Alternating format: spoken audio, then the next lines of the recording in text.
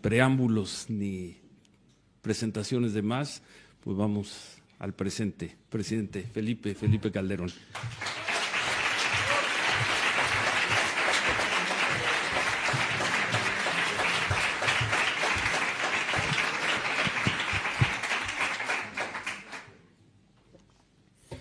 Gracias, Ciro. Señora admirada presidenta de la Comunidad de Madrid, doña Isabel Díaz Ayuso, señora Doris Seedorf, de Softec, querido don Jaime Mayor Oreja, presidente de Fundación NEOS, señor don Jaime Olmedo, rector de la Universidad Camilo José Cela, muy estimado Ricardo Cayuela y Ciro Gómez Leiva, amigas y amigos, muy buenos días, dicen aquí, buenas tardes, diríamos los mexicanos. No hay dos naciones en el mundo que, como México y España, hayan entrelazado sus destinos tan profundamente.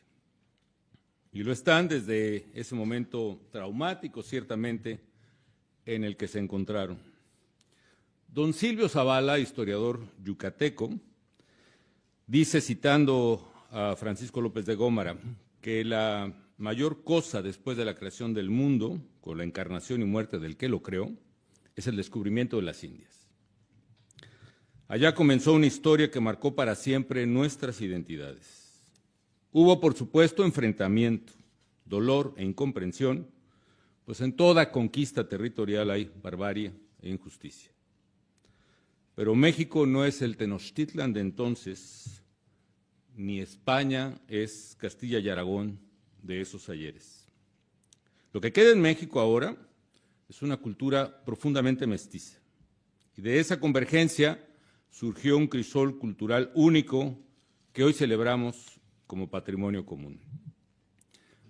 En la música, en la literatura, en el idioma, en las creencias, en la religión, en fin, en la cultura, hasta en la manera de ser de unos y otros, españoles y mexicanos compartimos algo más que herencia histórica.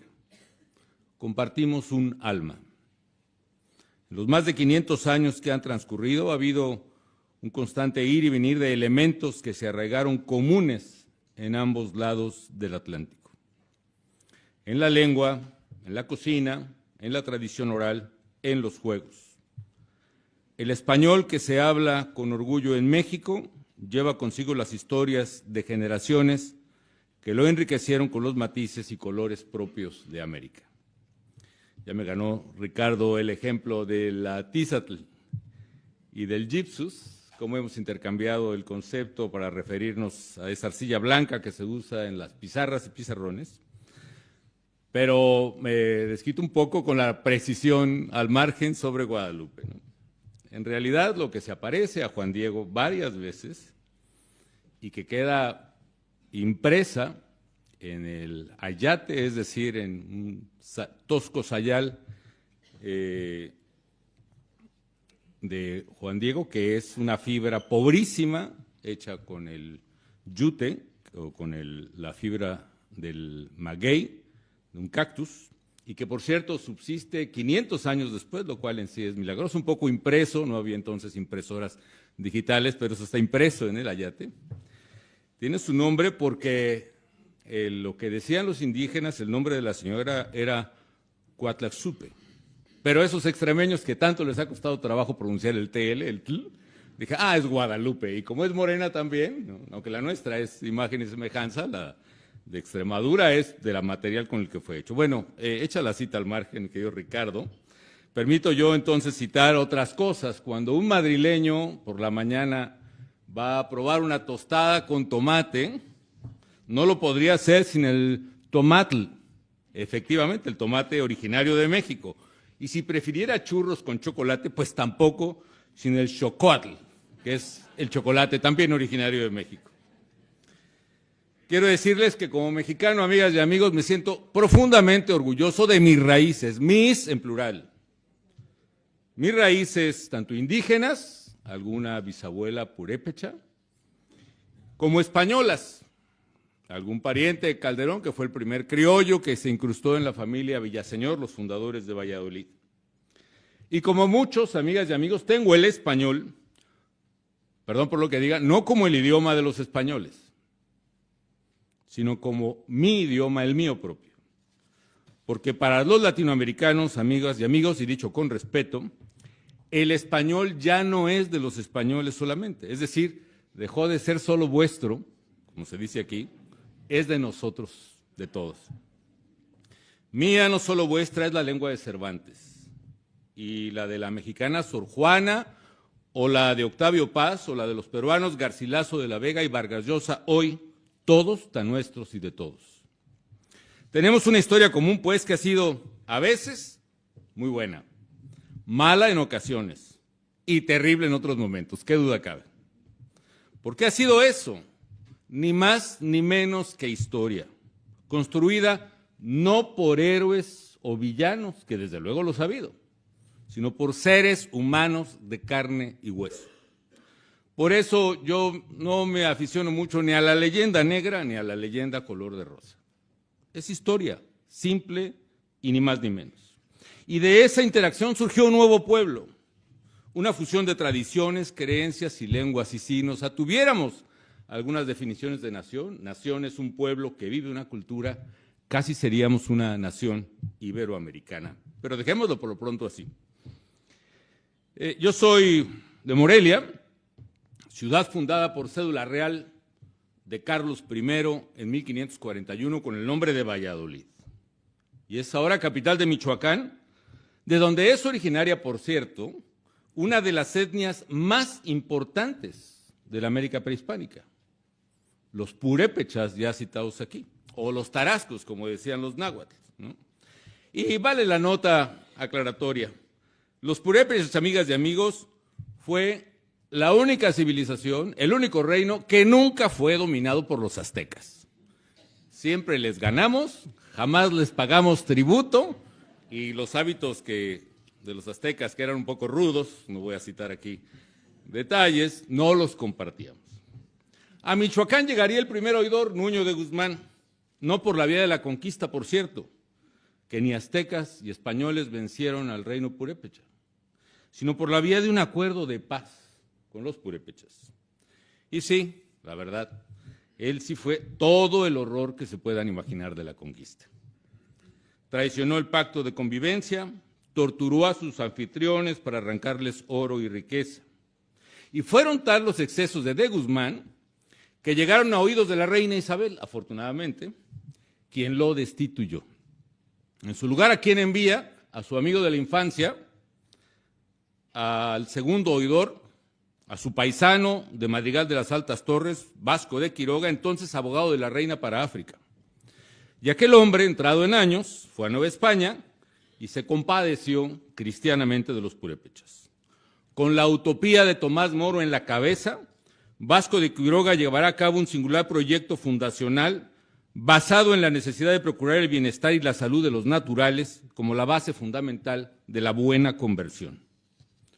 Pues la situación en la que vivían, decía Vasco, era incompatible con una verdadera vida cristiana. Y por eso construyó los pueblos hospital, que eran verdaderas casas comunales para familias indígenas donde recibían casa, vestido y sustento, y salud e instrucción y dignidad humana. Y a cada comunidad indígena le enseñó un oficio, miren, para que no compitieran entre sí y prosperaran en conjunto, a cada una le dio uno distinto. A Pátzcuaro, ciudad indígena donde establecieron la sede del obispado, porque él rechazó asentarlo en la ciudad española de Valladolid, le enseñó bordados y textiles.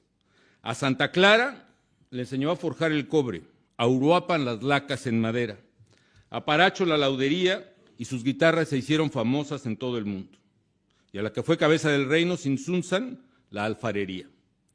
Tantos milagros se le atribuyen a la fecha que es venerado como un santo en mi tierra, como un padre, como un tata, y de ahí que los nuestros le llaman Tata Vasco. De manera tal, queridos amigos, que así como conocimos lo peor de la conquista, Tata Vasco fue lo mejor de España y lo mejor de Europa en América. Y con eso crecimos y vivimos, y eso somos.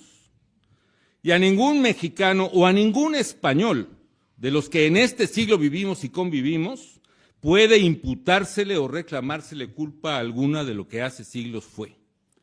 y por eso coincido con lo que diría Manuel José Quintana hace más de 200 años, cuando elogia en sus versos la expedición española de Francisco Balmis, que llevó la vacuna contra la viruela a América y que, por cierto, salvó la vida de millones de indígenas en América. Y escribe en su verso: crimen fueron del tiempo, no de España. A la visión de los vencidos, como la describe don Miguel León Portilla, siguió después una visión también de vencedores mexicanos, que entre nos, ¿no? Porque al final, amigas y amigos, aceptémonos, los mexicanos vencimos. Ya con eso me parece suficiente para entender que somos historia. Es decir, gracias a la ofrenda de la vida de los padres de la patria, de Miguel Hidalgo, hijo de Sebastián Hidalgo, nacido en Valladolid, por cierto, y de los también vallisoletanos José María Morelos y Agustín de Iturbide, este consumador de la independencia, todos originarios de Valladolid. Así, la historia nos dio con la independencia el mayor desagravio. Yo estoy convencido, amigas y amigos, que no podemos construir el futuro si estamos anclados en la sombra de los resentimientos.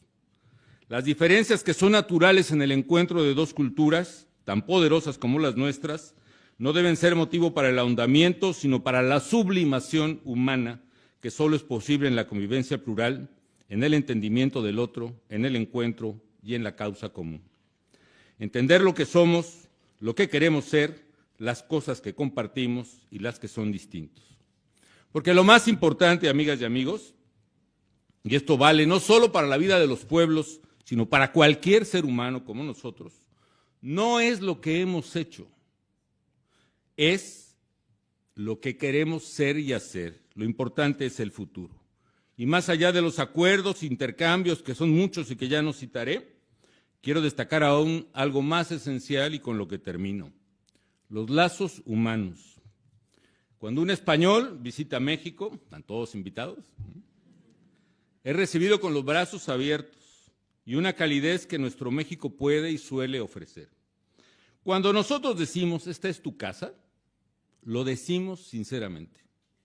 Y cuando un mexicano pisa suelo español, encuentra en sus calles el hogar lejano. Somos hermanos, o si se quiere ser más preciso, primos hermanos. Esos primos a los que da gusto visitar, ver y abrazar en las fiestas familiares, en Navidad, con los que jugamos fútbol en la calle y con quienes salimos juntos a las primeras fiestas. Este encuentro es un llamado, pues, a la hermandad, al entendimiento mutuo y a la reconciliación. Recordemos que nuestras diferencias no nos separan, sino que nos enriquecen. Como naciones y como pueblos, tenemos la responsabilidad de ser ejemplo para el mundo de cómo dos culturas pueden dialogar, aprender y crecer juntas como si fueran lo que son, prácticamente una sola. México y España podemos construir un puente que no solo conecte nuestras tierras, sino nuestros corazones. Por eso celebro con ustedes el lema del encuentro del Foro Neos: México y España, amigos para siempre. Que viva España y que viva México.